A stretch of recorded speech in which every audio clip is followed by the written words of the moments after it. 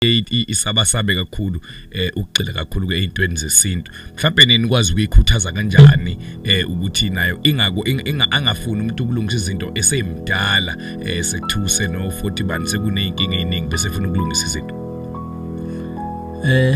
ngalenkathi uqala nje ukukhula ufunda usesikoleni bona indlela ophatheke ngayo wena ukuthi yini mina kwabanye abafundi ngihluke ngiphatheke kanje futhi yini mina mangiphakathi kwabantu kwenzakala lokho ayikhonto engahambi kahle ngami usuyaqala kuyasukuma uyabuza nakwabanye ngingenza njani mhlambe kuvela umnyethi asike siye kumuntu okobonayo lapho usufika usuthola khona ukuthi kwenzakalani kodwa ikakhulukazi izinto kumuntu ziyayikhuluma ngamaphupha ulele into evela ngamaphupha akho yonto kumele uyinothise kakhulu ukuthi kwenzakalani yini mina ngiphupha into enje awuyixoxe leyo nto nabantu ukuthi azi ngiphupha ukuthi nokuthi mina uzokwazi ukuthola usizo kakhulu